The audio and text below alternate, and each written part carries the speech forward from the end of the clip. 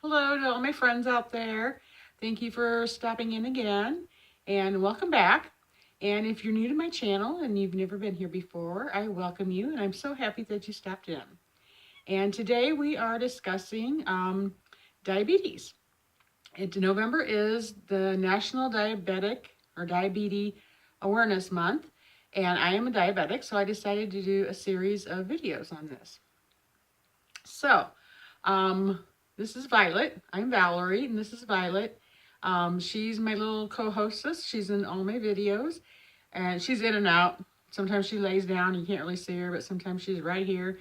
And right now I've got the sun shining, so I got the curtains open and the blinds open, so she's looking outside, and she's got other things on her mind. But anyway, so I did an introduction video about kind of like an overview of um, diabetes and what it is and that type of thing. So if you haven't watched that, I'm going to link that below, and you might want to watch that before you watch the episode 2 here.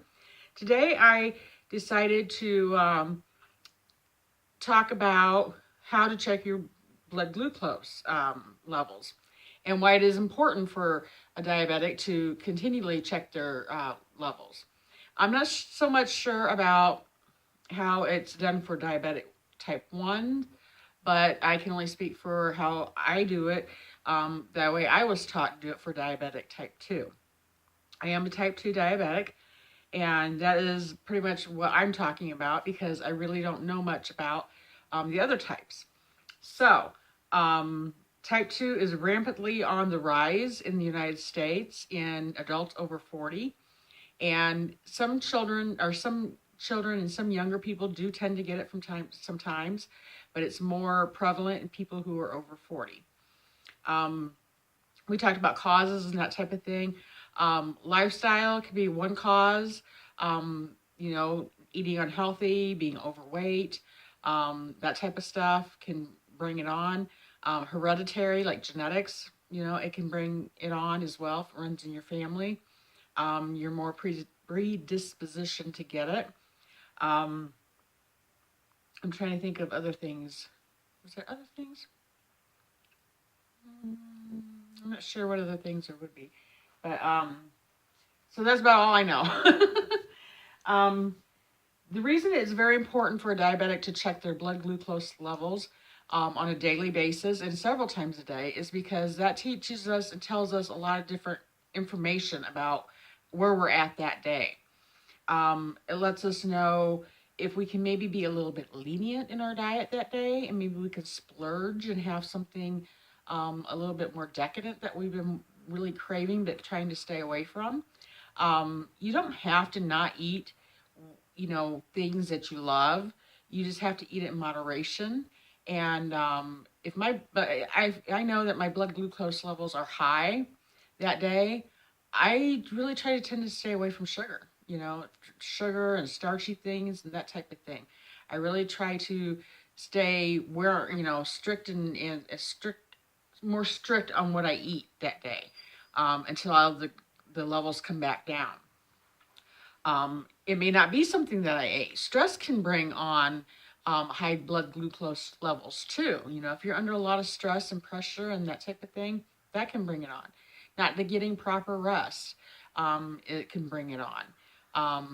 Drinking lots of water also helps. If you drink a lot of water, that helps flush all the extra glucose out of your body as well. And I have found. And so it can be many, many reasons why you get a high reading. It may not be because you're eating incorrectly or something like that. It may be just because you're not getting enough exercise as well. So there's many, many factors that go into your blood glucose levels. So I keep looking at my hair over here, and I just brought Violet in from going outside, and it was kind of windy out, so I put a hat over my hair, and I think it kind of messed it up a little bit. But anyway, she wants to be on my lap. She's my sweetie. So, excuse me. Readings from our blood glucose levels tells us many, many things. It tells us, maybe we should back off sugars that day, and that maybe we should watch what we eat that day. Maybe we need to step up our exercising. Maybe I've slacked in my exercising for a couple days, so maybe that's something I need to take in consideration. Maybe I'm under some stress that I need to relieve some stress. Exercise is a great way to relieve stress, but so is some other relaxation things. I like to do yoga. I do yoga when I'm really stressed out, and I need to get in the habit of doing it every day because yoga is really great for diabetics. It helps build muscle. It helps stretch your muscles out. It helps relax you and it rids your body of a lot of stress. So yoga is very important. I don't do like the tough yoga. I do like the stretching yogas, and it still builds muscle and it still stretches you out and it makes you feel good. It's very good to do. And I feel better when I do it. But then I get out of the habit of not doing it because I get busy and so forth. And I need to I've really been thinking lately once I get healed with my teeth, because I did have all my teeth taken out and I got dentures. Um, Once I heal from that, then I need to start getting back into more of a exercise regimen. I like to do some yoga. I need to do some more like aerobic type exercises more frequently on a day, not on a daily maybe basis, but on a more regular basis. My job entails me to walk a lot. I walk from the time I get there to the time I leave. I'm walking, walking, walking, walking, walking, stooping and bending and lifting and that kind of stuff. So I get a lot of exercise at work. But I do also need other forms of exercise as well. Um, I need cardiovascular exercise to, the aerobic type exercise to strengthen my lungs and my heart. And I also have high blood pressure. And that is also something that diabetics need to be concerned with as well. Because if you have high blood pressure, you're more predisposition to develop diabetes, and vice versa. If you have diabetes, you're more apt to develop high blood pressure. They kind of go hand in hand with each other, and I'm not quite sure why. But I have both. I have high blood pressure. I was diagnosed with that, probably 10, 12 years ago. And so I have been dealing with that all along. And then it was 6 years ago. I found my books for my classes that I was looking for my diabetes classes that I took when I first was diagnosed. And it was 2012. So it was 6 years ago I was diagnosed with diabetes. And I've been living with it. So anyway, I'm kind of getting off track here. So your blood glucose levels is very, very important to know, like maybe what you need to change or if anything. It also tells you how your treatment plan is going.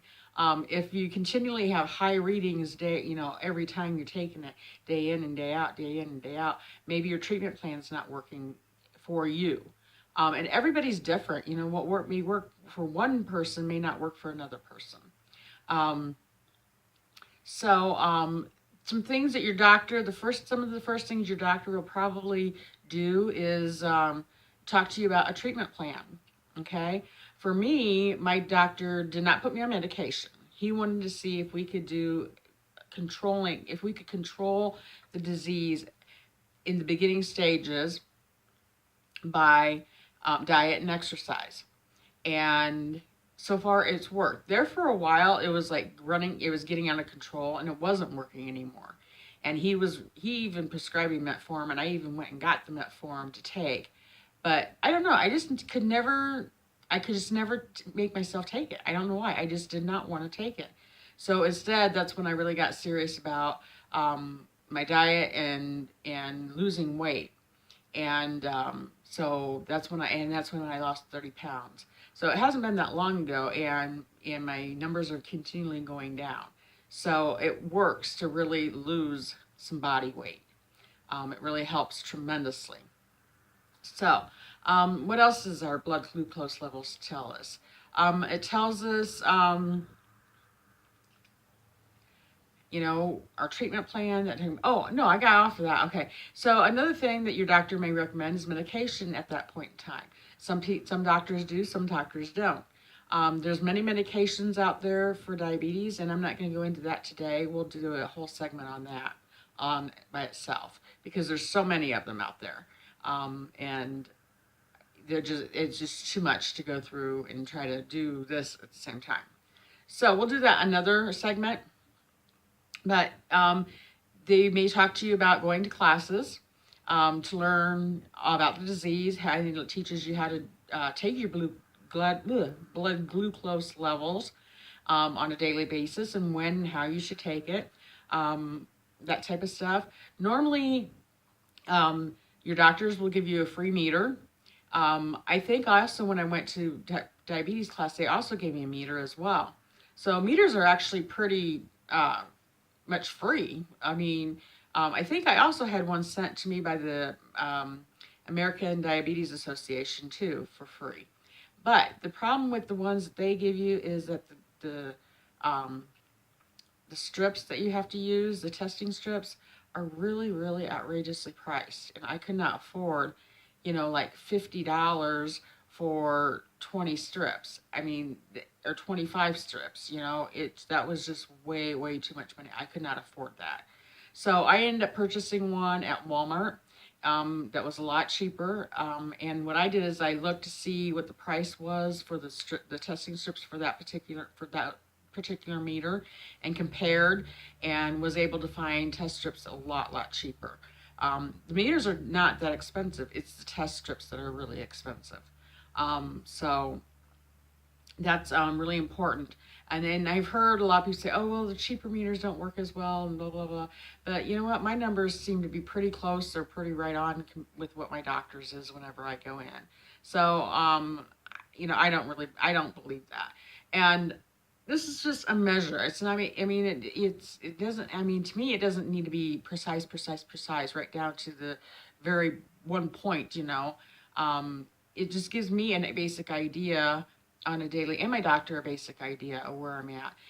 They tell more though. He doesn't even ask for my readings anymore. He just goes basically more by my A1C tests, which I have to go to the doctor every 3 months and have an A1, have to have blood drawn, and then I have to go back for a second visit, and then we go over my A1C testing, and then once a year he tests everything. He tests everything, my cholesterol levels and everything. And that's another thing that some diabetics really struggle with, is keeping your cholesterol levels down. And we'll go into that in another segment as well. So, what I want to do today is I want to go ahead and show you how I take my how I do my blood tests. So, if you're kind of queasy about blood, you may not want to watch this part. I'm just giving you a forewarning. It's just a little drop of blood. It's really not that bad. Without further ado, we're going to go ahead, and if I can move Miss Violet off my lap, because she seems to be wanting to sit in here and watch. What's she looking at? She's looking out the window. She's looking out the window. You watching fall coming? Are you watching fall coming? Okay, let's sit you over there so you can still sit and watch outside. Okay, and what I did is I went and I bought a case. Just a case like this to keep my supplies in, and that way I can have it with me at work, and right close to me at all times in case I do need it. I normally keep like blood glucose tablets, like the tablets, in there, that I can't remember what they're called, not blood glucose, like glucose tablets. They're just sugar pills. I don't have any in there at the moment. I kind of ran out, and I really need to get some more in case I do experience a low and I need a quick sugar fix. I've got it in here. I also have a card in here so that if I ever become to where I pass out, because my blood sugar may have gotten too low, that there's information in there that they can give to like the paramedics if that has to be, or other people. And people that I work with, I have let them know, I've let them all know that if that ever happens, I do have a card in here with my information on it. So that's something that is very important, that you really need to have that on your person or somewhere at all times. I don't wear a diabetic bracelet, but I've really thought about maybe getting one to wear, to let people know. So if I ever am incapacitated in any way and I can't speak, so that they will know my condition. It's just a good precautionary idea. So in here, it's kind of messy, but I have all my supplies in there. Mainly what you're seeing is my alcohol pads. These are very cheap. I get the Rely On. They're like $1 for, I don't know, 50 or 100 of them. So these are actually very, very cheap. Here's my meter. I have many, many meters. I have several meters, and there's many, many meters out there. And now there's even a way, they have a new system now, and I'm not sure how that works.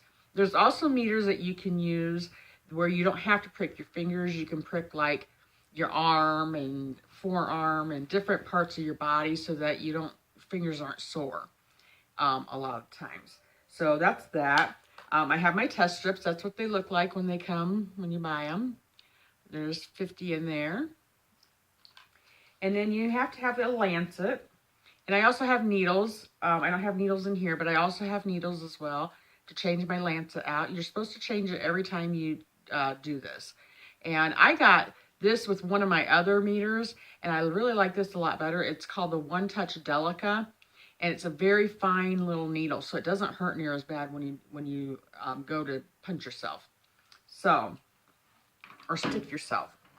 I keep saying punch, and it's not a punch. So what I'm going to do is I'm going to, do it on my fingers. My meter is only on my fingers. I'm going to take a alcohol swab. And I like to do a little fatter finger, and I'm going to go ahead and clean it. Even if I wash my hands with soap and water really good, I still go over with the alcohol pad because it helps take oils and stuff off and that type of thing. And then I keep that because I'm going to use it again.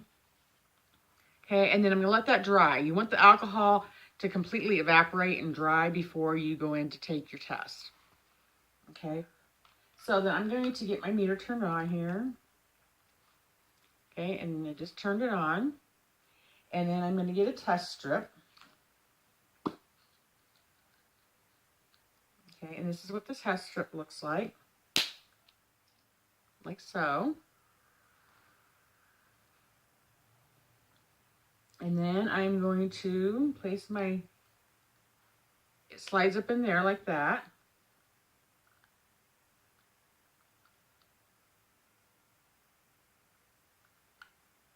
Maybe I'm not, okay. No, that's the right way. Let me see if go in there. I thought that was the right way. That should be the right way. Isn't that not? It's not going in.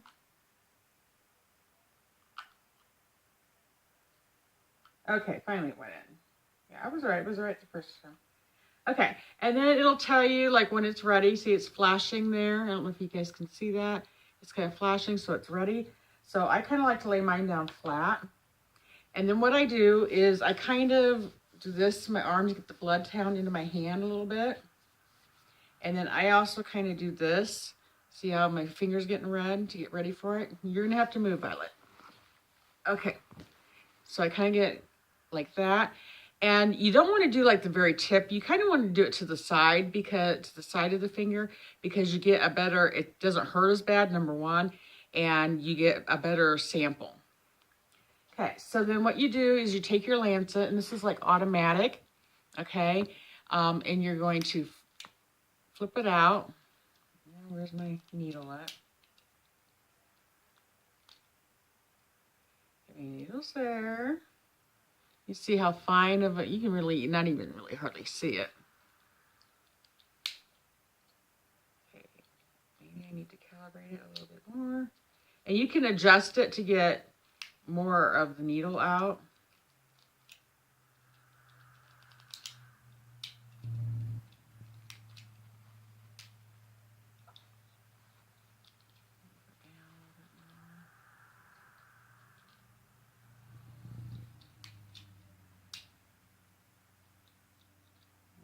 Well, this isn't working too well.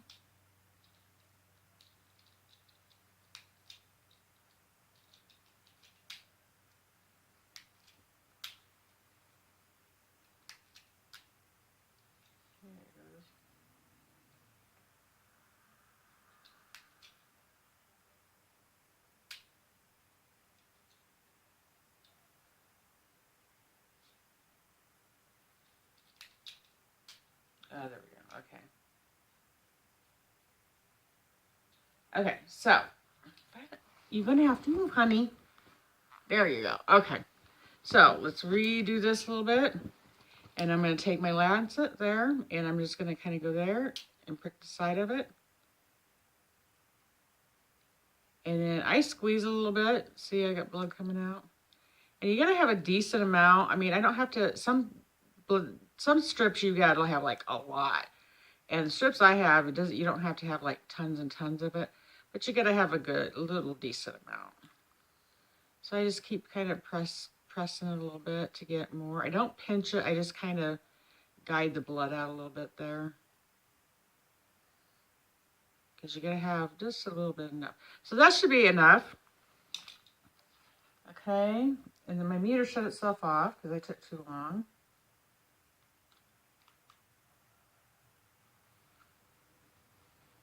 Okay. And then you're going to take your test strip and then you're going to line it up with the blood right there. Watch out, Violet. I'm trying to show you this and she's like in my way, so. And then the blood goes kind of automatically up in there. And then you just wait. And then I take my alcohol pad and then I go back over where I just took it. And at first it's going to feel like it really, really hurts.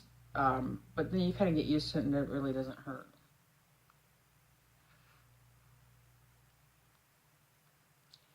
All right, what's wrong with you, guy? You're not reading.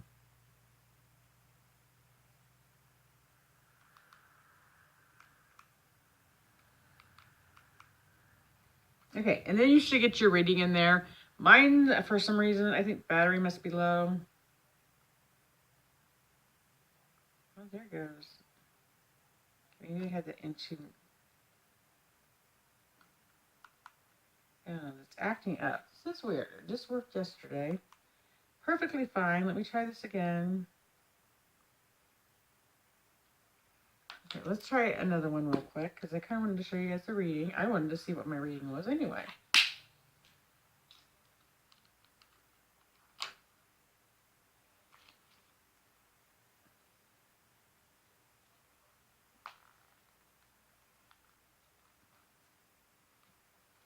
You get back. You get back, little girl. Ooh, I got 2 pricks. That one. I don't know how I got that, but.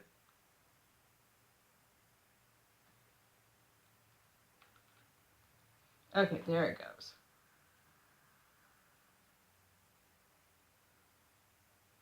Okay, and mine's pretty high because I've not been eating right. Mine's 195, as you can see. It should be about 140 because it's been a few hours since I ate. But mine's been high because of the fact that I've not been eating correctly because of my teeth. So that's something that I really need to start working on, is trying to figure out more food that I've been eating a lot of ice cream and sweets. And that's I know why it's gone up. So mine's not that good right now. 195 is it's pretty high. If it's over 220, I think 220 or 240, you really need to contact your doctor. So it's high, mine's high, but it's not like super, super duper high. So, which tells me is I need to start working on eating less sugary stuff. But I knew mine wasn't going to be right with not having my teeth extracted and all that type of stuff going on with my body. So that's something I'm aware of now, and I really hadn't really been taking it the last several days. I took it yesterday, and yesterday was a little high too. But I think that was like the first day. So I need to get back into the swing of it, and before it gets out of control again, and take care of it. So, anytime you have, like, used blood and stuff, you really need to be aware that how you need to dispose of it. You need to have, like, a Sharps container. You can purchase them in any drugstore to put, like, your needles that you use in there and all your blood stuff that you put in there as well. Some places where you purchase them, you can take them back in for disposal. Some places you don't. I also see that our county dump, once a month, you can take your stuff over there and dispose of it there. So you may want to check around, or you can Google it and find out where you can take care of that stuff in your area. You can ask your doctor, they probably know. A lot of pharmacists may know as well. But it's very important that you do take care of that, because it is like a universal precaution anytime that there's any type of blood contact, that you need to dispose of it properly. So you need to be responsible in that area. So, um, that's how you take your blood glucose levels. So mine was 195. That's not great. It's not good. It should have been at least. It should have been at 140 or less. That's for a normal person. So a diabetic reading, sometimes mine's 150, and I'm not really concerned about it. 195, it's a little high. It's high. I need to start backing off on the sugary stuff. And it's just because I've not had other options to eat. And so that's something I really need to start backing off the sugar. I need to start eating healthier again. So that's a really good piece of information right there for me to prevent my diabetes from going rampant again. Okay? So that's one reason why you do this, so you can see where you're at and what you may need to adjust. And I know exactly why mine's so high. So if you guys have any questions or comments on blood glucose levels and how you test them, feel free to comment below and ask me. I am more than happy to answer any questions that I can. And if I can't, I'll try to Google it and find out any answers to your questions that I don't have or I don't know. And if I don't know and I can't find it, I'll let you guys know. I have no idea.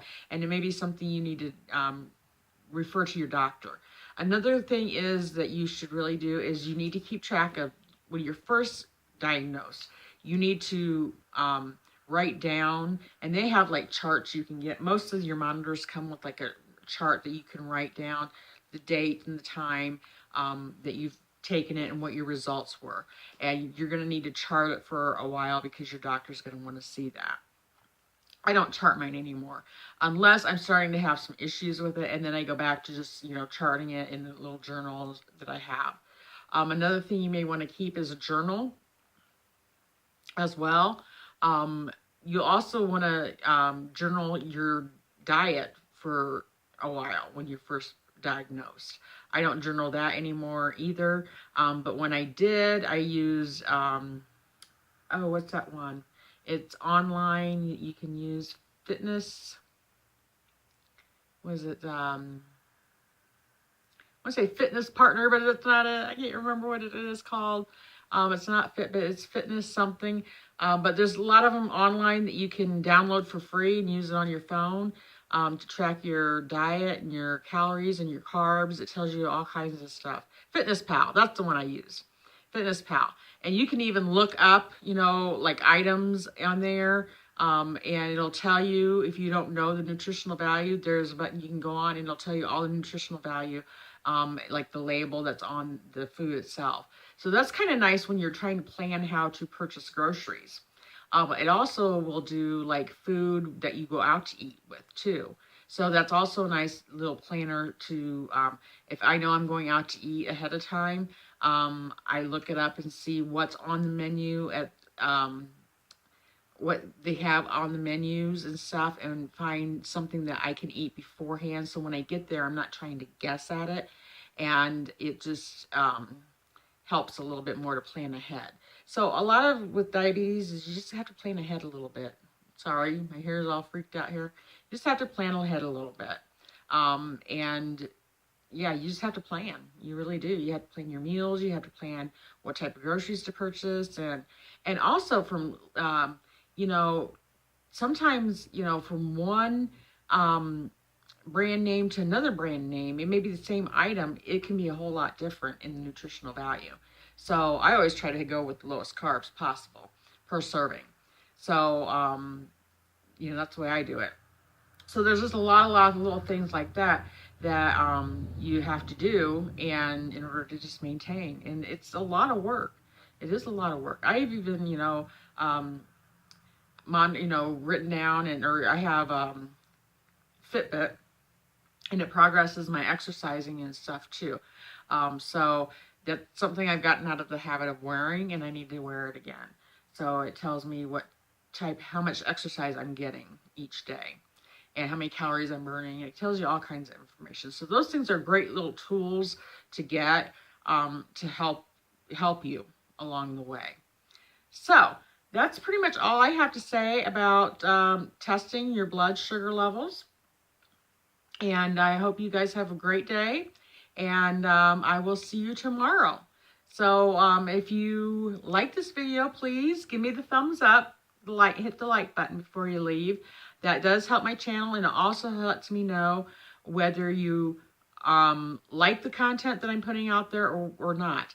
And it helps me to determine what I should be filming for you guys. Okay?